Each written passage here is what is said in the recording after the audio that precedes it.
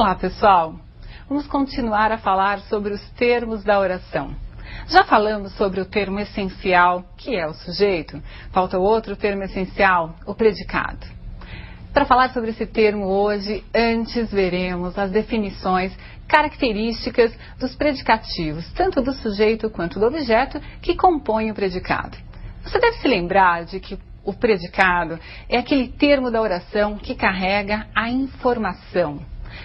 Às vezes sobre o sujeito, e quando não há sujeito, lembre-se de que já vimos a oração sem sujeito, o predicado é a informação que aparecer. Não há sujeito, não é sobre então o sujeito, mas é a própria informação. Veremos hoje como classificá-lo. Tudo bem? Vamos começar então pelo estudo dos predicativos. Pessoal, vimos já que é possível, dentro de um predicado, dentro de uma informação, centralizar a parte mais importante numa característica ou estado do sujeito. Nós vimos isso numa aula em que estudamos a predicação dos verbos. Vocês lembram do verbo de ligação? Foi nessa aula que eu apresentei para vocês o predicativo do sujeito. Mas agora vamos revê-lo. Vamos à tela? A comunidade ficou felicíssima. Os estudantes participaram do evento empolgados. Da primeira vez em que vimos o predicativo do sujeito, ele estava acompanhando um verbo de ligação. Agora ele aparece também acompanhando um outro tipo de verbo, que é um verbo de ação, que nós já estudamos, que é classificado de verbo transitivo ou verbo intransitivo. Neste caso específico, trata-se de um verbo transitivo indireto. Observem que a característica ou estado do sujeito, seja numa oração com verbo de ligação ou numa oração com verbos de ação, vai ser chamada predicativo do sujeito. Característica do sujeito após um verbo, qualquer que seja o verbo, de ligação ou de ação. Ficou claro para vocês? Próximo passo. Nós vamos estudar agora o predicativo do objeto.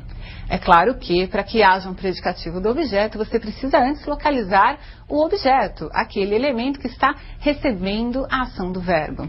Pode ser uma pessoa, pode ser uma coisa, e nós também já o estudamos. Mas vejamos o exemplo. Os estudantes consideram o evento empolgante. Empolgante é o evento, não são os estudantes. Então eu tenho aí uma característica que faz parte, que corresponde, né, ao substantivo evento. Faz parte do predicado, mas não compõe o termo junto com o termo evento. Por que eu estou dizendo isso? Porque mais para frente nós vamos falar sobre adjunto adnominal e você vai precisar diferenciar o predicativo do objeto do adjunto adnominal. Uma das formas de fazer essa diferenciação, nós vamos ver, como eu já disse, numa próxima aula o adjunto adnominal, mas é você perceber que esse predicativo surge a partir da ação verbal. Eu tenho uma relação entre a ação que está acontecendo naquele momento e a característica que surgiu. Vejam bem, se eu disser, considero você inteligente, alguns podem não considerar, outros podem achar que você é apenas esperto, ou dizer que você é bonito, ou mudar as suas características, enfim. Mas essa característica surgiu no momento da ação verbal.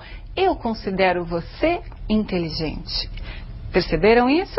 A característica tem relação direta com a ação expressa naquele momento, naquela oração. Muito difícil? Claro que não. Você percebeu que no dia a dia faz essas valorações. Você diz, considero aquela pessoa bonita, considerei o programa interessante. Você considera, você julga, você caracteriza. Portanto, o predicativo do objeto é um elemento familiar na sua linguagem. Muito bem. Entendidos os predicativos, vamos então passar à classificação dos predicados, que vai ficar muito fácil agora para você. Por quê? Porque você já sabe o que é um verbo de ligação, o que é um verbo transitivo e o que são os predicativos. O primeiro tipo de predicado que nós vamos ver é o predicado nominal, que traz uma estrutura sempre igual. Vejam comigo. A comunidade ficou felicíssima. Temos aí uma característica sobre o sujeito. Qual é a característica? Naquele momento, a comunidade, por algum motivo que agora não interessa saber qual foi, ficou felicíssima. É o estado, é a característica desse sujeito. Observem que esse verbo é um verbo de ligação. Vocês se lembram da definição de verbo de ligação? Aquele verbo que fica vazio de significado. Por quê? Porque mais importante é o que vem depois, é a característica ou é o estado que se está falando do sujeito. O verbo de ligação, como nós já dissemos, é o indicador de que depois dele estará presente a característica ou estado do sujeito. Se ele é só um indicador, ele não será o centro da informação, ele não será o núcleo do predicado. Qual elemento vai ganhar, então, esse status de núcleo, essa importância de núcleo? Será o predicativo do sujeito. Quando isso ocorrer, teremos o predicado nominal. Então, é essencial que você se lembre que a estrutura é sempre a mesma. Verbo de ligação mais um predicativo do sujeito.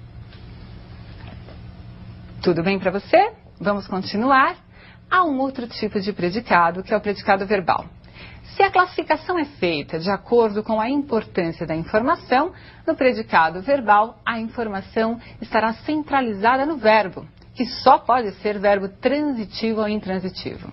Verbo de ligação nunca será núcleo. Entendido isso? Por que não? Porque a informação estará centralizada no predicativo do sujeito.